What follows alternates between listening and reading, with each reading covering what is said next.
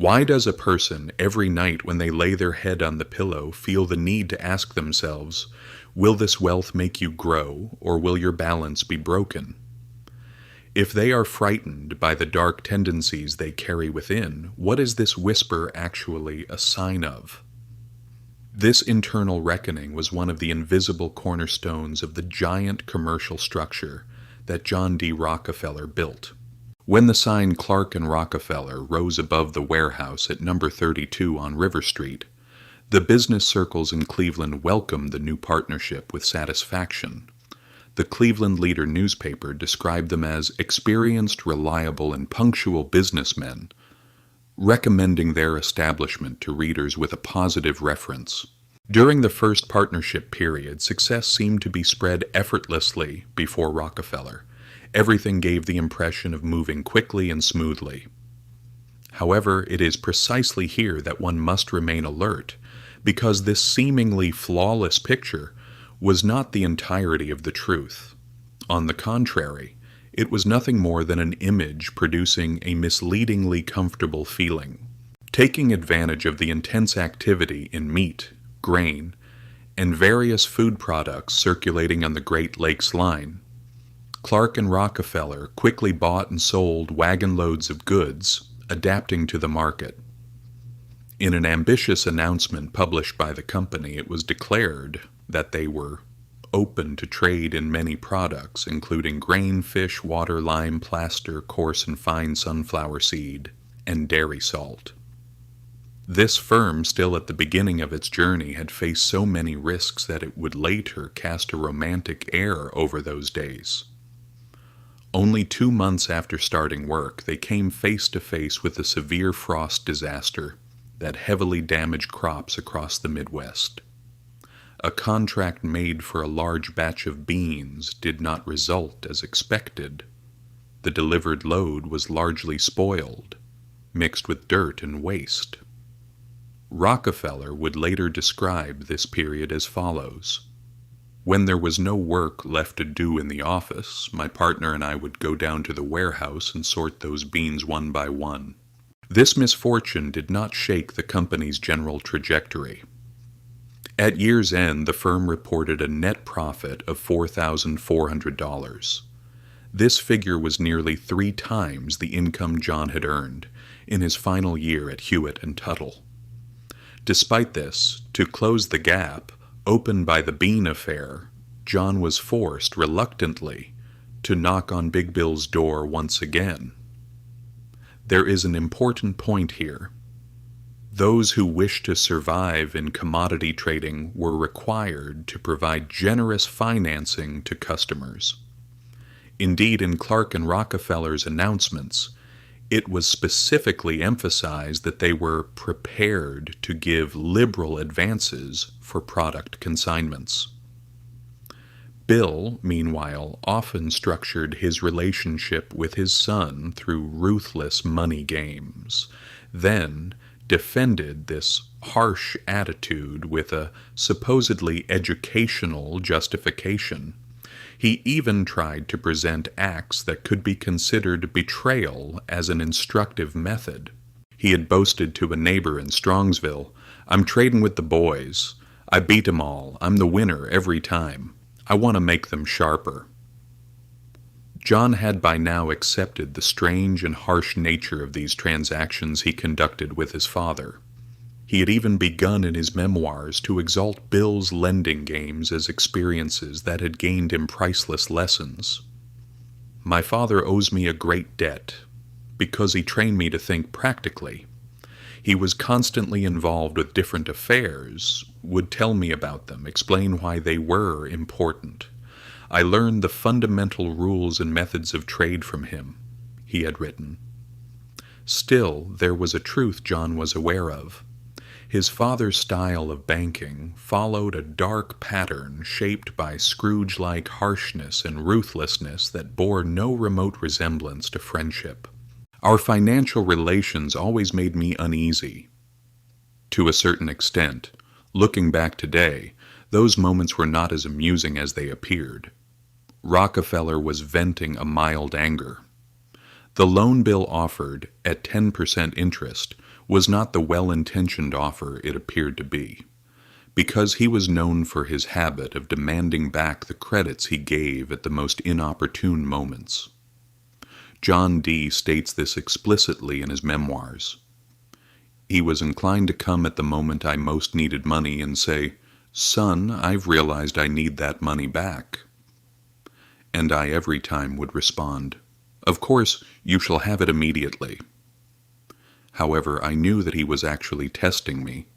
When I paid back the debt, he would keep the money idle for a while, waiting without any gain, and then after some time would offer it to me again. Years later, while recalling this persistent psychological tension, Rockefeller would confess in a rare moment of honesty, he could never know how much anger I carried beneath the surface. The person who opened a clearer window from the outside onto this distorted bond between father and son was George W. Gardner, who joined the Clark and Rockefeller firm as a partner on April 1st, 1859. Gardner, who had previously worked with Clark at Otis Brownell, had been specifically invited to strengthen the company's capital structure. He came from one of Cleveland's established and respected families. In this regard, he came from a considerably different social ground from the self-made merchants who surrounded Rockefeller in his early years. The fact that he later served as Cleveland mayor and as Commodore of the Cleveland Yacht Club also clearly indicated the status of the circle to which he belonged. With Gardner's entry into the partnership, Rockefeller's name was dropped from the firm's title, and the company was now referred to as Clark, Gardner and Company. The official and reasonable justification was clear. It was believed that the Gardner surname would attract more customers. Rockefeller had always kept his distance when it came to venting his anger or making a pride-wounding objection. He said he accepted this change as well with equanimity. Years later, he would praise Maurice Clark's manner, saying he was extremely gracious about it. He recounted that Clark had told him, "Never mind, it won't last long. In a few years you will be in a better position than us," and added, "He was truly understanding, and I did not object." Despite this, as he later admitted, the decision had touched something inside him. He saw himself as an equal partner. Gardner had only brought his capital share. "I counted this as an injustice done to me," he would say later. Yet at that moment he had concluded that the right path was to remain silent and submit. A detail that spoke volumes about Rockefeller's character was this. He considered it unseemly, even contrary to Christian morality, to articulate such an understandable wounded pride. Because he had now positioned himself in an entirely different mental space, this space disciplined all the suppressed forces within him. It was from here that his inevitable conflict with Gardner and Clark arose. Among those of chivalrous spirit, he was like a Roundhead. Tirelessly, with a seriousness far removed from humor, he threw himself into his work. He would frequently give himself this warning: "The future depends on every day that passes." As he later recalled, "Before I reached the age of 21, people had begun addressing me as Mr. Rockefeller. In my youth, life was from beginning to end a serious matter for me. The only joy befitting youth he showed was in the moments he concluded a profitable deal.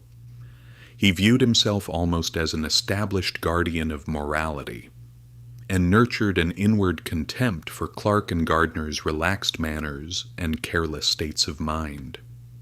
For them, Rockefeller was a strange figure in the office who commanded respect, while also causing unease, grinding down the joy of youth. Even when barely 20 years old, he worried that the slightest frivolity would damage his chances of obtaining credit, and because of this tried to restrain the excesses of his older partners. Gardner and 3 friends purchasing a yacht for $2,000 was, for Rockefeller, an unacceptable extravagance. and he criticized it openly. One Saturday afternoon, as Gardner was preparing to leave the office for a short sailing trip, he found Rockefeller as ever, serious and inward-looking over the accounting ledgers. In a cheerful tone, "John," he said, "a small group will be sailing toward Put-in Bay. I would like you to come along. Getting away a little, taking your mind off work, would do you good." However, this invitation had unknowingly touched a sensitive point. According to what Gardner later told a journalist, the young partner had suddenly turned to him sharply, and his reaction was far more intense than expected. "George Gardner," he interrupted, "you are the most extravagant young man I know. It is inconceivable for someone who has just set out in life to think of being a partner in a yacht. You are damaging your credit at the banks, both your reputation and mine. No, I will not come on that yacht. I do not even wish to see it." After these words, Rockefeller buried himself in the account ledgers once again. Gardner responded in a calm but clear voice. "John, it is evident that there are certain points where you and I can never agree. As far as I am concerned, you love money above all things in the world. I do not. As I advance in life, I want some enjoyment alongside the work." After this event, Rockefeller learned to conceal the anxieties born of work behind a controlled and measured posture. However, this tension continued its existence as a line that was clearly reflected in his behavior for many long years. Clark would later recall that bold move in which all the company's capital had been tied up in a large grain shipment to Buffalo. With an unusual carelessness particular to that moment, Rockefeller proposed foregoing insurance and thus keeping the $150 premium in hand. Gardner and Clark accepted reluctantly. That very night, a severe storm swept over Lake Erie. The next morning, when Gardner entered the office, he found Rockefeller uncommonly pale, pacing up and down with anxiety. "Let us take out insurance immediately," he said. "We may still have time, if the ship has not sunk." Gardner rushed outside to pay the premium. When he returned, Rockefeller was waving a telegram in his hand announcing that the ship had arrived safely in Buffalo. Whether he was shaken by the tension that had occurred, or by the premium unnecessarily paid, is unknown. But Rockefeller felt ill that afternoon and withdrew home. It may be thought that Rockefeller had begun to identify the bon vivant-mannered Gardner with his own father, and that this worked against Gardner. Indeed, Gardner harbored conspicuous sympathy toward Bill. He had liked his sincerity and strange humor, describing him as "one of the most warm-hearted and charming old men I have known." He would joke, he said, and in a single conversation would say more than John would say in a week. Gardner was the first of Rockefeller's partners to begin accumulating unanswered questions about Bill. Bill would stop by Cleveland at irregular intervals, and nearly every time would deposit or withdraw large amounts of cash from either Clark or Gardner. Gardner had recounted this with bewilderment. You wonder what a man is engaged in. One month he has an extra $1,000, and the next month he needs money. Thanks to Gardner, we can reach the earliest moment at which we can state with certainty that John was aware of his father's scandalous relationships, even if not explicitly knowing of the bigamy. As the company was beginning to establish commercial connections in Philadelphia, Gardner thought he could obtain information from Bill on his next trip. "For this reason I asked John for his father's address," he recounts. "He hesitated and finally said he could not remember." This answer immediately surprised Gardner, because he knew Rockefeller possessed an extraordinary memory. At lunch he asked whether he could obtain the address from Eliza. After lunch, John did not raise the matter again. In the evening, as they were preparing to leave, Gardner asked for the address once more. He blushed and said he had forgotten to ask when he went home. I did not press further. I was never able to learn where his father lived either. When John began to realize the extent of the hypocrisy his father displayed toward his mother, it can be said that this shook him inwardly.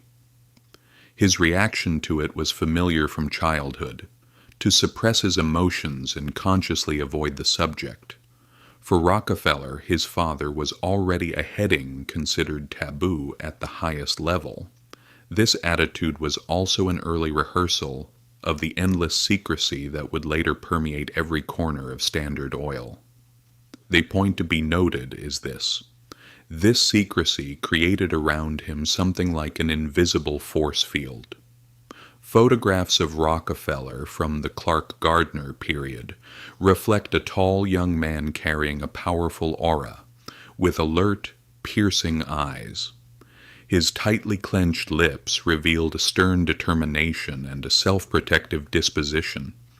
His broad shoulders and large frame added a cautious weight to him. Despite the occasional arrogant outbursts with Gardner, he spoke with a quiet authority. He displayed a natural, unshakable self-confidence. Always carefully dressed and well-groomed in appearance, Rockefeller was the first to arrive at the office every morning and the last to leave in the evening.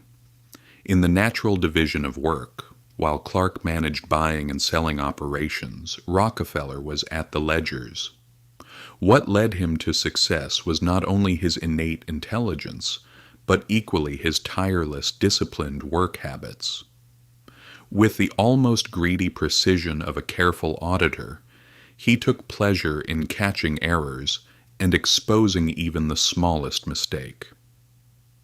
Maurice Clark described John as affectionate, but excessively exacting. He was extremely systematic. He would dwell on details and calculate to the fraction of a cent.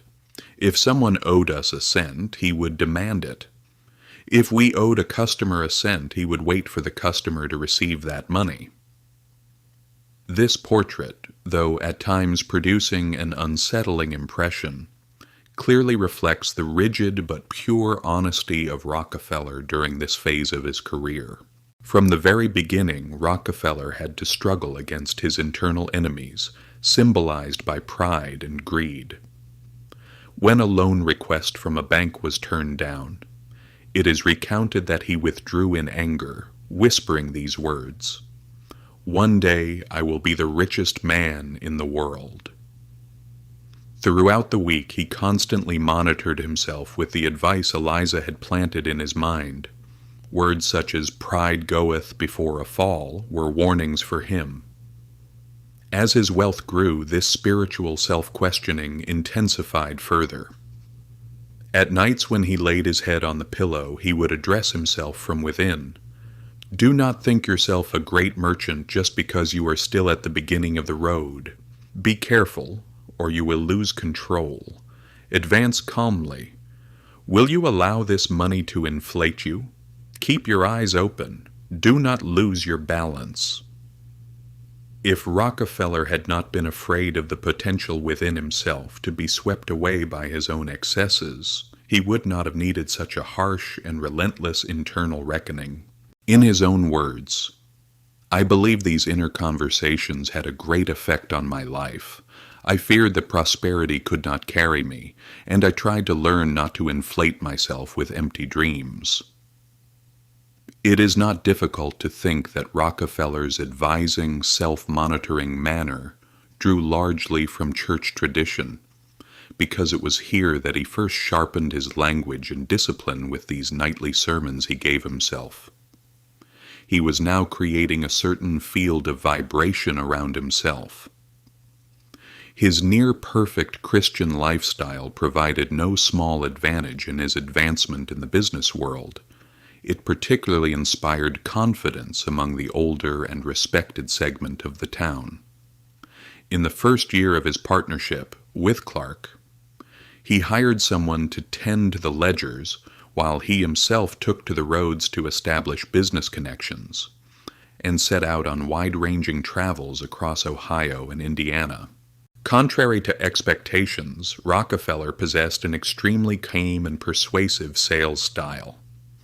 Rather than trying to poach competitors' customers through crude methods, he preferred to describe the services his own firm offered in measured language.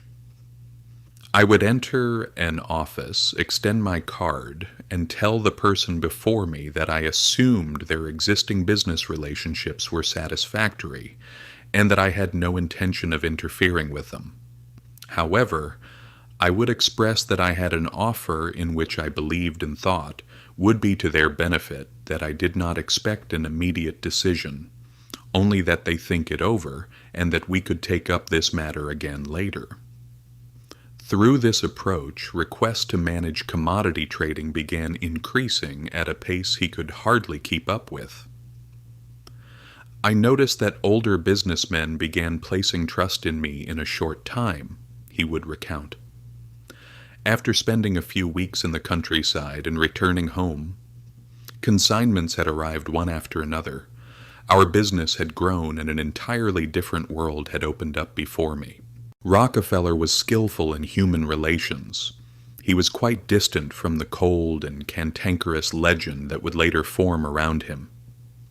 Despite this, he was extremely persistent, and this quality pleased some people while making others uncomfortable. A situation that would cause major problems in the petroleum sector was already manifesting itself during the commodity trading days. Railroad cars for flour, grain, and pork shipments were chronically insufficient. Rockefeller pressured a railroad official repeatedly. Finally, the old man waved his finger and burst out in anger. "Young man, I want you to know that you cannot make a plaything of me." Rockefeller would also frequently recount an incident told by one of the company's largest customers. According to this, he had on one occasion forced that customer to violate conservative business rules, applying intense pressure on him to give an advance without having goods or a bill of lading in hand. Rockefeller had rejected the offer, but despite this continued to make efforts not to lose the customer. Yet he still swept through everything, and in the end I experienced the additional humiliation of admitting to my partner that I had failed, he would recount. Afterward he learned the truth. The customer's stubbornness was nothing but a cunning test set up by a local banker. The aim was to see whether these young partners would succumb to temptation, whether they would remain faithful to their conservative principles. Although he harbored a deep distrust toward populist bankers, Rockefeller owed a large portion of his rapid rise to their support. He openly acknowledged this. The most difficult matter I encountered throughout all my business life was finding sufficient capital to carry out all the business I wanted to do and could do, when the necessary amount of money was provided.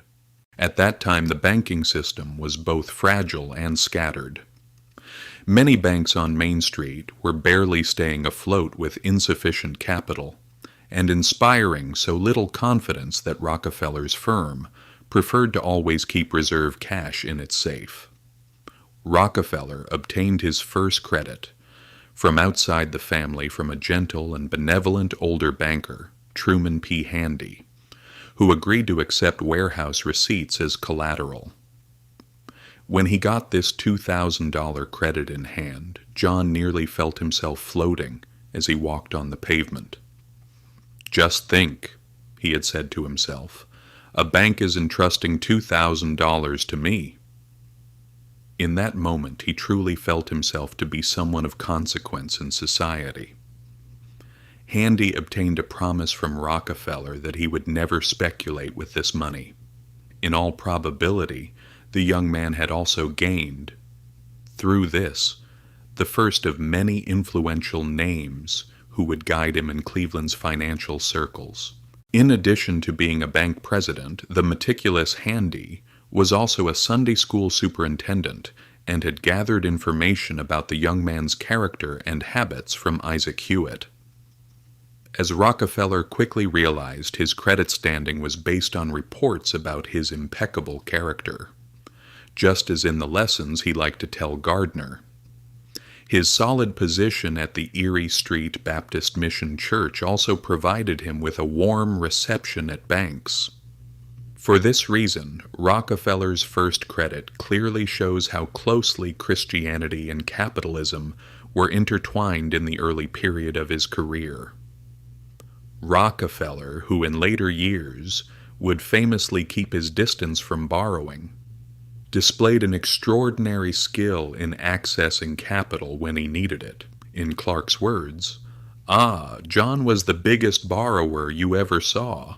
In addition to being a bank president, the meticulous Handy was also a Sunday school superintendent and had gathered information about the young man's character and habits from Isaac Hewitt.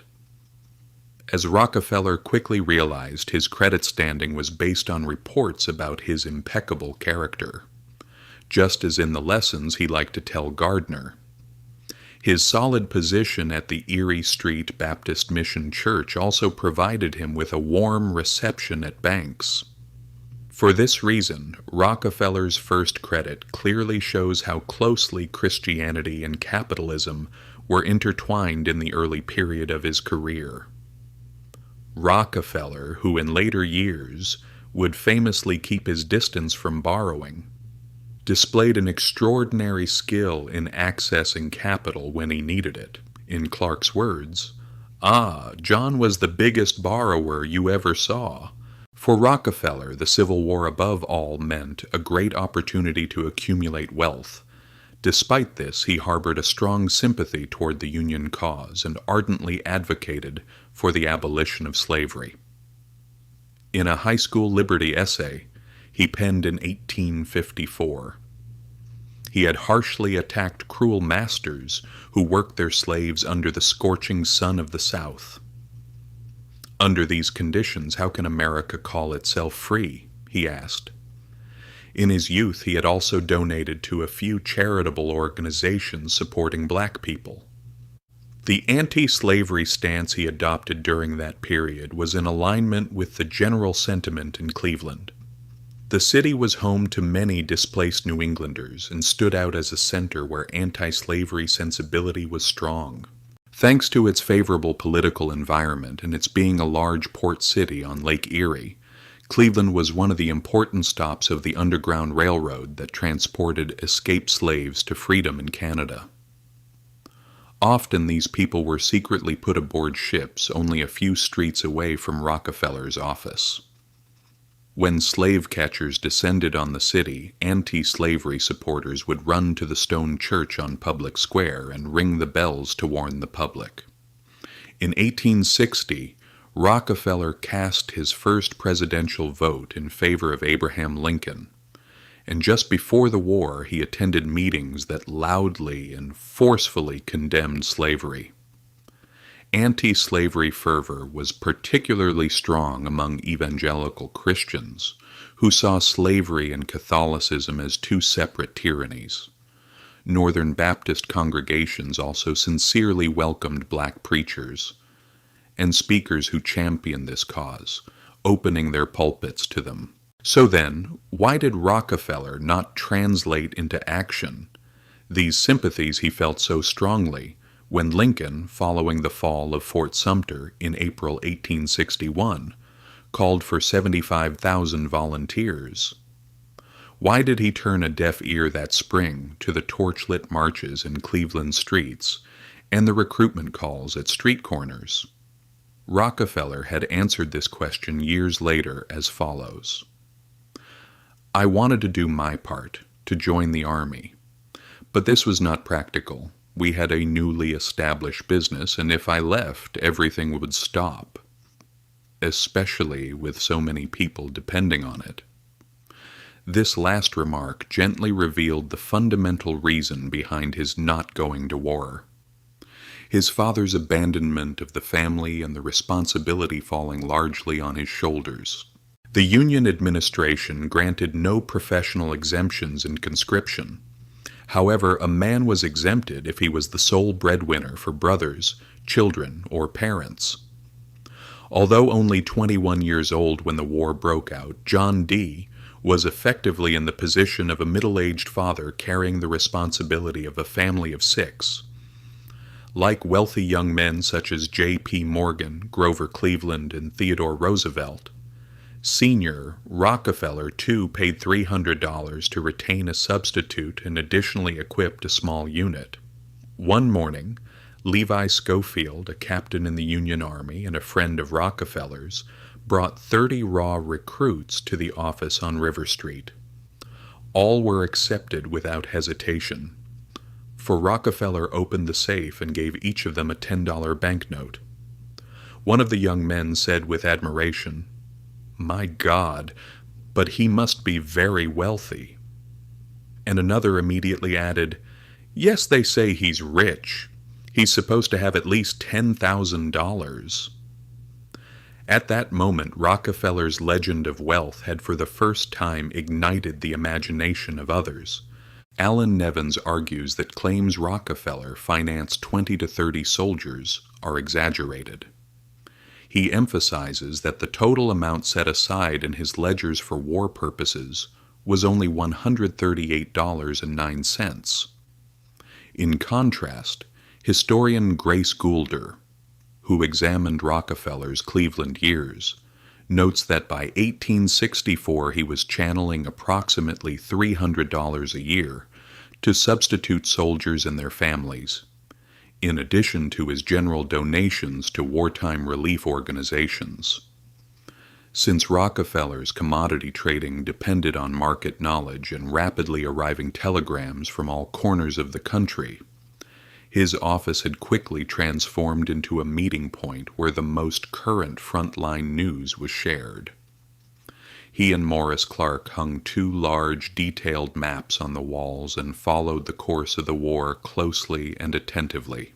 "Our office had become something of a gathering place," Rockefeller was recounting. "We were all extremely interested. People would frequently stop by, read the latest telegrams, stand before the maps, and follow the war with great curiosity." Meanwhile, Rockefeller's brother William had also managed to avoid military service and continue working. But the youngest brother Frank paid the price of the war with both his body and his soul. Frank, who had not yet turned 16 when the war began, possessed an ardent and touchy disposition. With his broad face, protruding forehead, and handlebar mustache, he resembled his father to an excessive degree. Unlike John's orderly and introverted nature, Frank was prone to quickly falling under both primitive and lofty impulses. He was far more sociable than John. He mingled easily with people, displayed a back-patting extroversion, and could be generous and well-intentioned toward his friends. Frank possessed the adolescent longing of an adolescence burning with the desire to win fame on the battlefield. However, the family initially would not allow him to pursue this romantic desire.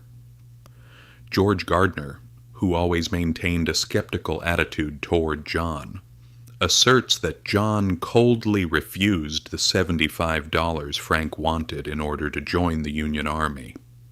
According to what Gardner recounted, John had given his brother a harsh lesson. "You will be a wild and foolish child who wastes the young years in which you could go out, earn money, and make a solid start in life." When John persisted in this stance, Gardner intervened and gave Frank the $75 as an advance. This would be the first in a long chain of credits that Frank accepted with declarations of good intent but repaid none of. This conflict also constituted the beginning of the deep and lasting enmity that would poison the relationship between John and Frank in the years ahead. Gardner may have accurately conveyed John's words. However, he had overlooked certain important mitigating circumstances. Frank had already previously slipped away and tried to secretly enlist in the army, and because of this act of secrecy had been sternly reprimanded by his father. Bill had told him, "Young man, if you are going to go to war, you will say goodbye to your family and walk out the front door in the clear light of day."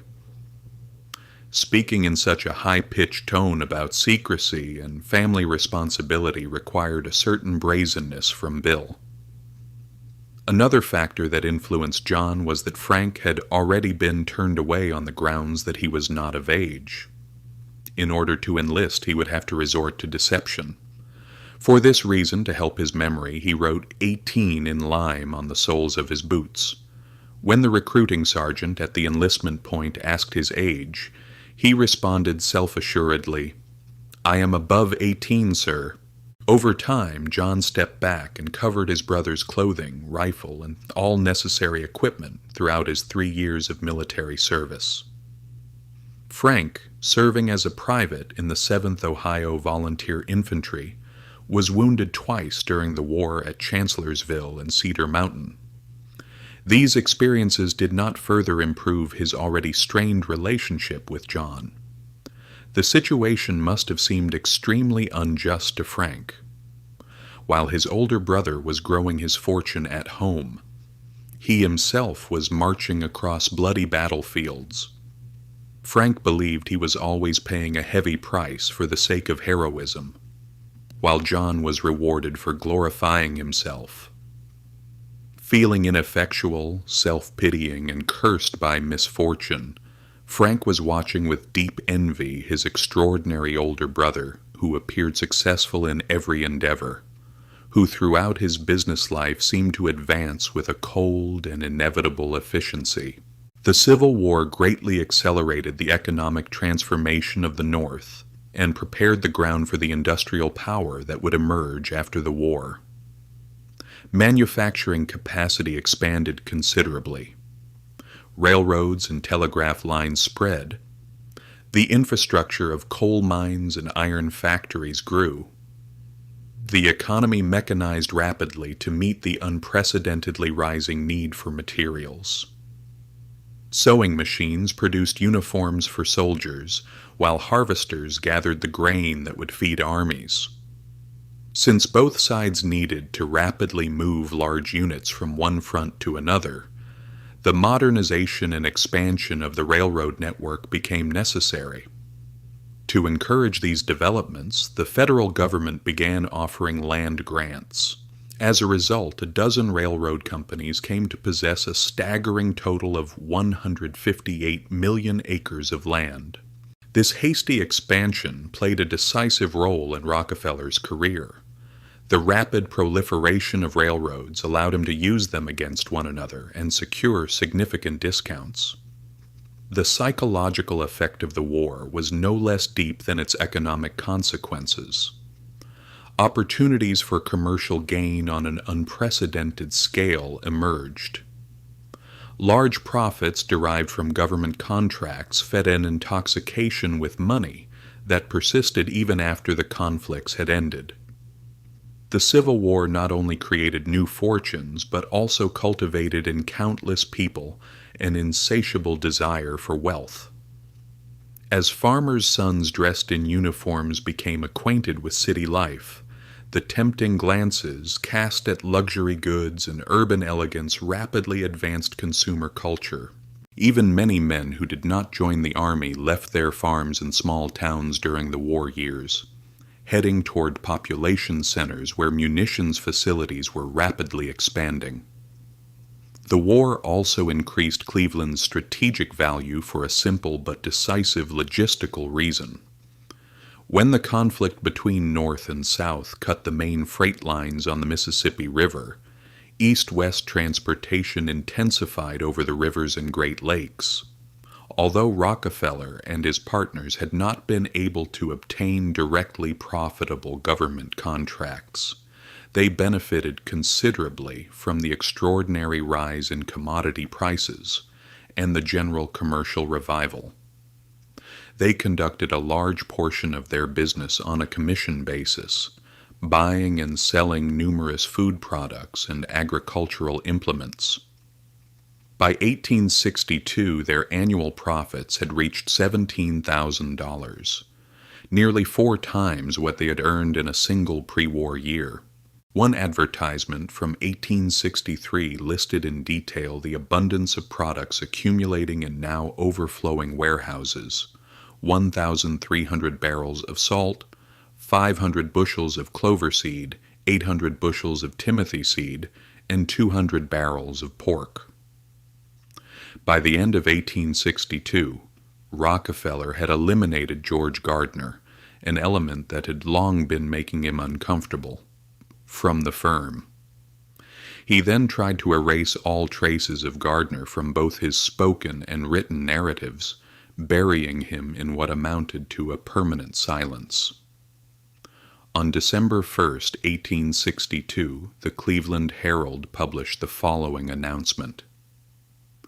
The partners of the establishment, formerly known as Clark, Gardner and Company, M.B. Clark and John D. Rockefeller, will continue manufacturing operations under the name Clark and Rockefeller at warehouses numbered 39, 41, 43, and 45 on River Street, recently occupied by Clark, Gardner and Company.